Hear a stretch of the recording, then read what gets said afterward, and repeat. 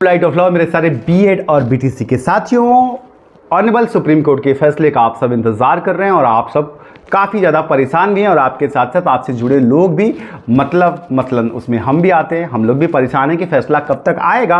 इस बीच में तमाम ऐसी खबरें आ गई थी कि जजेस कोविड से ग्रसित हो गए थे और इसके लिए जो है थोड़ा सा वो भी हो गया और इसको लेकर के आप लोगों में से बहुत सारे साथियों ने कहा कि इसकी जानकारी हमें क्यों नहीं दी गई। देखिए, ये बहुत ही गोपनीय होती हैं। ऑनरेबल सुप्रीम कोर्ट के जजेस के बारे में इस तरह की बातें लीक नहीं की जाती कि उनके हेल्थ इश्यूज़ क्या हैं या कॉम्प्लिकेशंस क्या हैं। ऐसा हम लोग एज अ कोर्ट ऑफिसर कभी भी नहीं कर सकते हैं और इसलिए ये बातें आपको नहीं बताई जा सकती हैं कि क्या है, उनके फैमिली मैटर्स क्या है, उनका हेल्थ इशू क्या है, जब तक कि सुप्रीम कोर्ट अथॉरिटी अपनी तरफ से कोई एडवाइजरी या अपनी तरफ से कोई जारी ना करे, कोई सूचना ना प्रसारित करे, हम नहीं दे सकते हैं।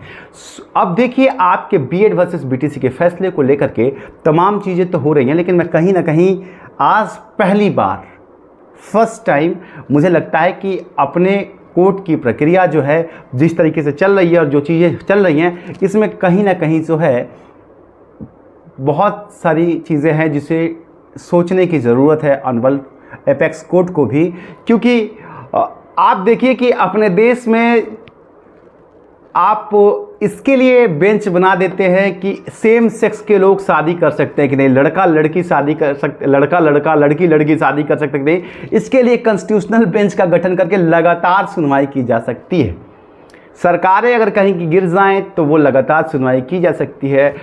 आप ये मतलब क्या बोलते हैं, अप्राकृतिक यौन संबंध के लिए लगातार सुनवाई करके उसमें भी फैसला दे सकते हैं, उसको भी डिक्रिमिनलाइज कर सकते हैं। ये सारी चीज़ें कोर्ट के नज़र में काफ़ी ज़्यादा इंपॉर्टेंट हैं और 1.5 करोड़ बीएड वाले साथी और लगभग 50 लाख से 1 करोड़ बीटीसी वाले डीएलएड के साथी, इन सारे देश के युवाओं के भविष्य का सवाल है एक फैसले से। और इसके लिए ऑनरेबल कोर्ट जजमेंट निकालने में 3 महीने से ज़्यादा हो गए और कहीं ना कहीं अभी तक जो है तो देश की प्रायोरिटी किस तरीके से बदल रही है, क्या ये वही भारत है, इसके ऊपर भी सोचने की ज़रूरत है कि क्या किया जाए। ये काफ़ी दुखद है और मेरे अंदर ये चल रहा था तो मैंने आप लोगों को भी बोल दिया। मैं कोर्ट की टिप्पणी नहीं कर रहा हूँ, लेकिन ये सही है कि गलत तो है ना, कहीं युवाओं का भविष्य सबसे ऊपर है, ना कि मतलब हर चीज़ ज़रूरी है। ऑनरेबल कोर्ट स्वतंत्र है इस बात का फैसला लेने के लिए कि उनके लिए क्या ज़रूरी है और क्या ज़रूरी नहीं है, लेकिन फिर भी ये 1.5 करोड़ और 2 करोड़ युवाओं के भविष्य का सवाल है और ऐसे में फैसले अटका के रखना या फैसला टाइम से नहीं आने पे कहीं ना कहीं काफ़ी दिक्कत होती है। तमाम साथी जो हैं, जैसा मैंने आपको पहले बताया था कि हम लोग honourable chief justice of India के पास एक लेटर फॉरवर्ड करने की कोशिश कर रहे हैं, एप्लीकेशन देने की कि इस फैसले का निस्तारण जल्द से जल्द हो। देखिए, ये इतनी सीधी प्रक्रिया नहीं होती है। जो साथी सुप्रीम कोर्ट में रहते हैं या जो जानते होंगे, रजिस्ट्रार जनरल से आपको परमिशन लेना पड़ता है चीफ जस्टिस के पास कोई भी लेटर भेजने के लिए और उसके ज़रिए ही जाता है। तो आप इतने सीधी तरीके से नहीं जा सकते।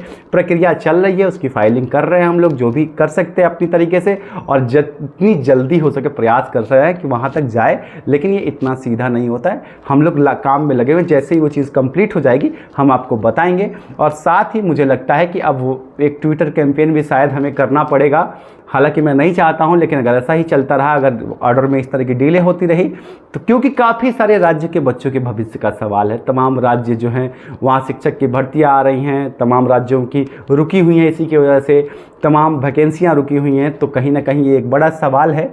हालांकि जो इस बार जो जो जानकारियां निकल के आ रही हैं, मैं आपको बताऊं कि पता नहीं क्या समस्या है। स्कूटनी की टीम से व्यक्तिगत तौर पे मेरी बात हुई थी, स्कूटनी चल रही थी, बिल्कुल चल रही थी।